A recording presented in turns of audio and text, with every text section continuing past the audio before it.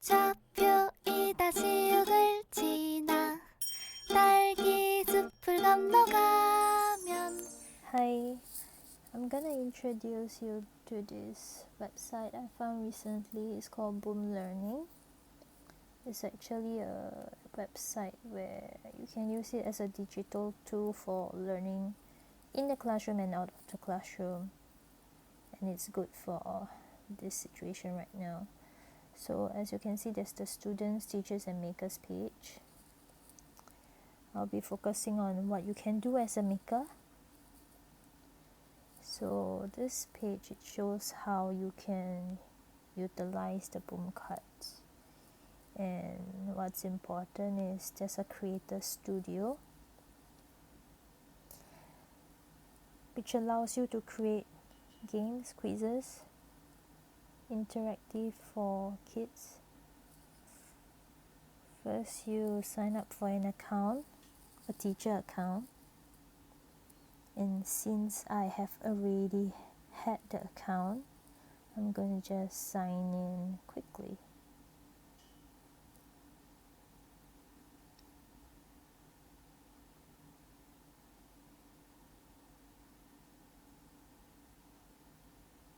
Yep, so this is my page. You go to studio, and then when you scroll down, you'll see the asset managers, and you can see make text. That's where all your creation will be. Click on that and you go to this page. I already have 6 resources. By right there is a deck that shows you how you can use it, like a tutorial, but I've already deleted it, but you can still look at how you can make boom cards using the links that they have given. I'm gonna create a new deck and it will start like that. There's a template card and then below there's cards. Actually, if you look at it, it resembles PowerPoint. So what I'm doing now is I'm working on the template card. I insert text into it. I can type questions into the text. So notice how the red outline on the slide is. It shows that I'm still on the template card. What is good about the template card is it will duplicate whatever is on the template card onto all the cards, all the slides you are going to make. And that way it makes life a lot easier, because I expect that most of the slides would be having the same format. It's just adjustment to the pictures or adjustments to the answers. So over here I have how many animals are there. You can play around with the fonts and the font size.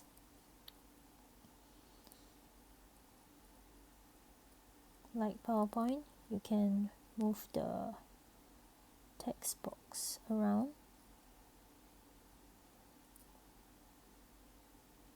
Yeah, I pulled the image out.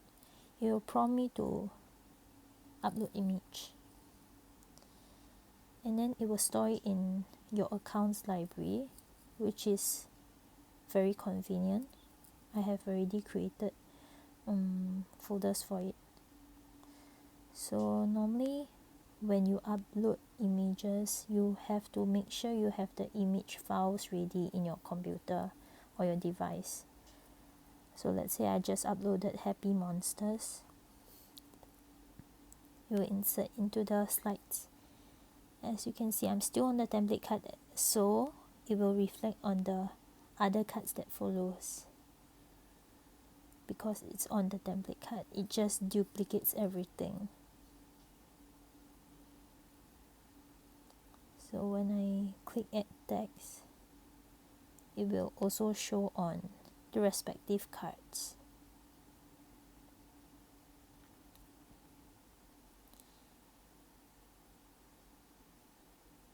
So however, if I add text on the first slide itself, it does not affect the second slide, nor does it affect the template card. It just appears on the first slide. So you have to be very aware which card are you working on. So there's also a lot of functions you can use. And then I'm going to show you how you can use multi-choice, which I believe is the simplest one of all the interactive tools. So there's 4 options here. You can see that we can change the answers, and you'll notice that there's one box that is outlined green and 3 others that are outlined red. It signifies which is the right or wrong answers, and you can change it on the right hand side of the column. I'm going to change the font to make sure it's standardized. You can actually upload your own fonts you have from the computer onto this website so that you can use your fonts.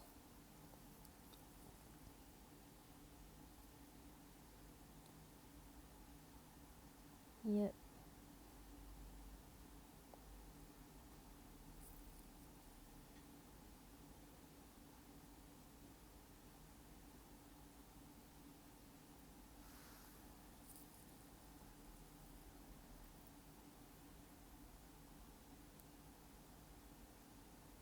So you can see on the answer options, you can change it. When it's wrong, it become red. You can change to the correct ones. I believe there can be more than one correct answer. And notice how I'm still changing it on the template card, but depending on your users, you should be changing on the respective cards, because every card will have different answers.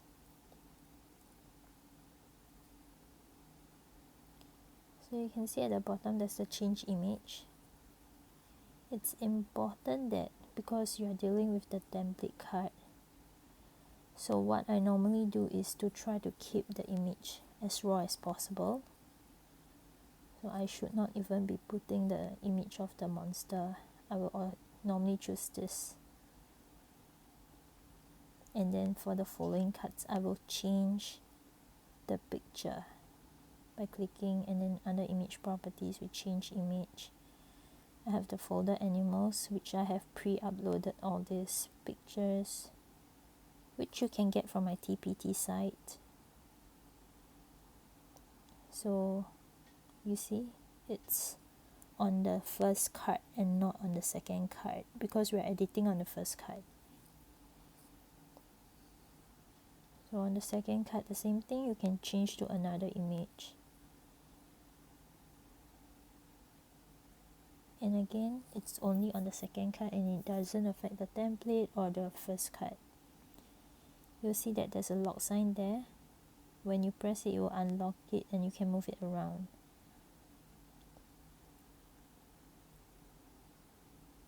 The reason why it's locked is because in the template card, it's fixed that way. Yeah. So when you even try to move it, it doesn't allow you to, unless you unlocked it first. And then for this page, because how many animals are there, we cannot be always having just one animal. You can always add more image into it. But the Control C, Control V function, you can also use it on this platform, which is very useful. So now you see that I have inserted 3 monkeys. We need to change the answer to 3. Sometimes it might jumble up, and it doesn't matter because ultimately the system will be quite random, and when it's churned out into the quiz format or the game format, it will always be in random positions. So a quick look, we have 2 different slides already. You can always add a new deck and create another set of questions, and it's always a reflect of the template card. And then that is the multi-choice function. So when I delete from the template card, it will all disappear. And this is the multi-picks function, which acts the same way as the multi-choice, except that it's in a picture format. And with that, we have to tweak the question that is posted already. It's up to your imagination how you want to utilize this function. Like for now, what I can do is, you can do something like matching the same pictures. So here the instruction is to click on the picture that matches. Again, that's on the template card so that you have the same question standardized across. And then on the first slide, we change the options that they have. I'm gonna select random images right now. Of course, it has to include the koala, which is the correct answer. So similar to the multi-choice function, you just have to change the answer options. When you click preview, this is what it will see. You will see. And then when you click at the wrong answer, it will actually prompt you that it's not right. Yep. This is the next slide that we have not done. So simple as that. That is how you use the multi-picks function.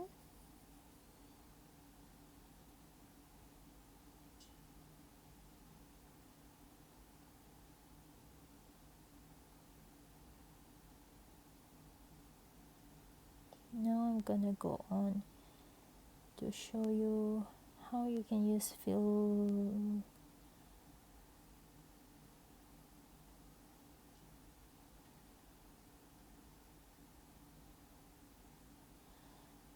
Now I'm gonna show you how you can use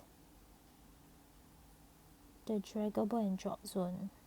So I have pre-made this empty square and uploaded this as a picture file.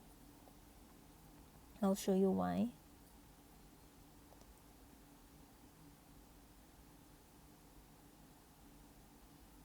So it depends on your imagination. This is just an idea of how you can use all this. You can centralize it using the center at the right hand side of the template.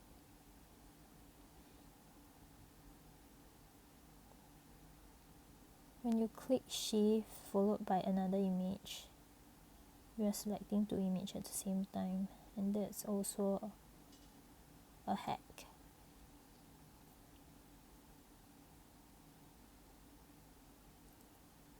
So I'm trying to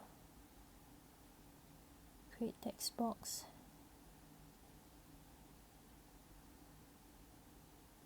to label the 2 empty boxes that will act as my drop zone.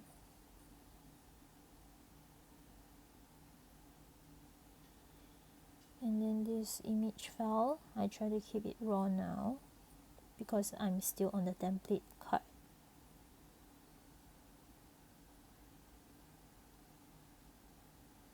Okay, change of plans. I'm using the caption pics because it's actually a hack. You can have the picture as well as the words at the bottom, which makes it easier. You don't have to label it with the text after that. Let me think. Okay, I'm gonna change the question to drag the animals to the description that best describes them. I don't even know it makes sense, but yep. So I'm gonna put elephant, and the other one I'm gonna put cat.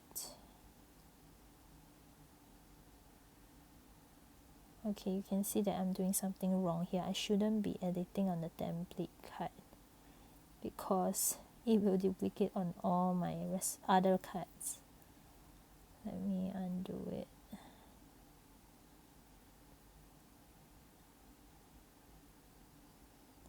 Alright. I'm working on the first card now.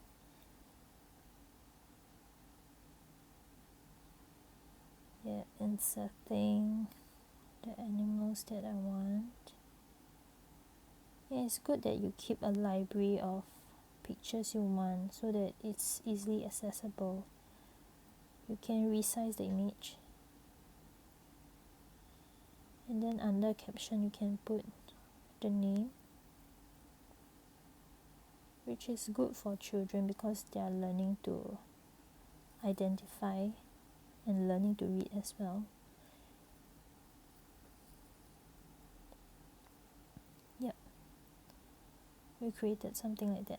So now I'm going to show you how you're going to make the drop zone. So over there's draggable and the drop zone. You want to make this box the drop zone. Another error here, I should be working on the template card. So again, click on the image, put it as the drop zone, meaning you want a picture to be dragged there. Another thing, this should be the drop zone. Then the pictures, it should be draggable. You do it in the template card so that all the following cards will be the same. But now we don't have the correct answers. We don't have the directions, like we need to code them to the correct place. So boom cards actually make things easier for us. So if I hit preview, now you can move the draggables. You can move them into the drag zone. Oops. But the answers get confusing. You want to make sure they end up at the right place, as in it will give you the right response. So over there you see the purple sign, you move it to the place you want it to be. So that line will actually show that it should be there. And if you happen to drop them in the wrong one, this is the correct one, but let's say if you happen to drop them in the wrong one and submit, oops, they'll ask you to try again. You just have to drop anywhere in the drop zone. Yep, that's one slide down. If I add the card, it will again duplicate the template card, making the pictures very raw, which I like it. And you change the image.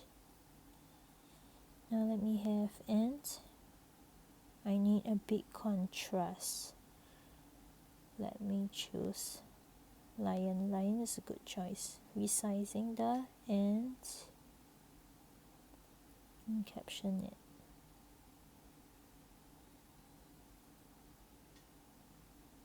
And then again, drag it to the correct place. We are still working on the second slide. Be mindful you are not touching the template for this. Yeah, you see? You give different directions and then it works differently so that the kids won't discover the pattern.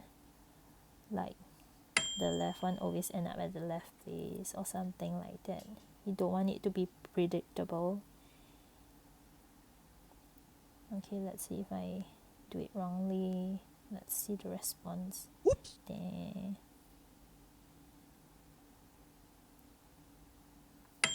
Yep. So that's how you use the draggable and the drop zone. Again, you can play around with it. There's different ways you can use the draggable and the drop zone. It doesn't just limit to this kind of questions. So what I'm doing now is also, let me see.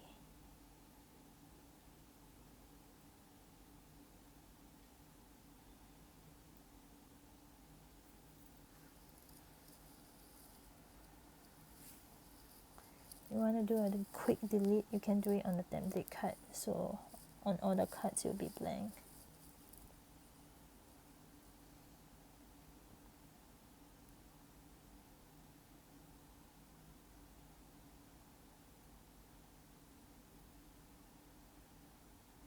Fill in the blank. I haven't really played with this one, but I don't think it's applicable for preschool age. Unless K2, they might be willing to try. Okay, so for the buttons, it depends on how you want to phrase a question. So you can make the button as a yes, I guess. And when there's yes, there's also, yep, you guess it, no.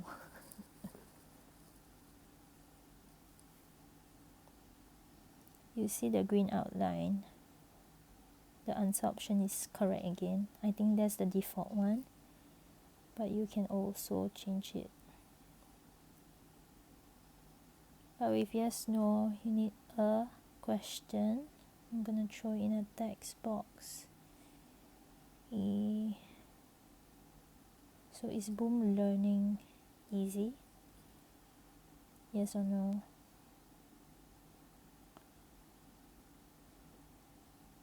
You can centralize it. All the OCD people out there.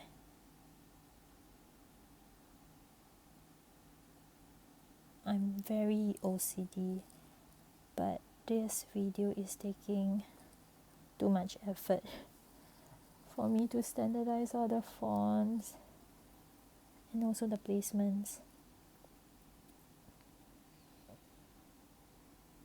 Yep. On the template, you don't want to fix the answers first. You want to adjust it on the individual cards. On the second page, I can change the question because it's locked. That's why I can't move it to centralize. But you can change another question, and then you can change the answer options so that it's not predictable again. Preview it.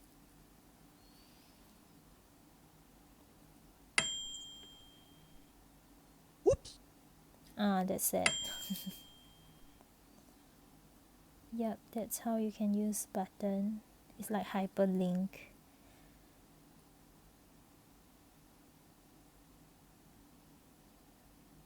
I haven't tried using fractions. Okay, so if you want to delete everything on the card itself, it will prompt you this because it's defined on the template card, and you are dealing it on the individual card that is a duplicate of the template card. So when you want to delete it, it's locked.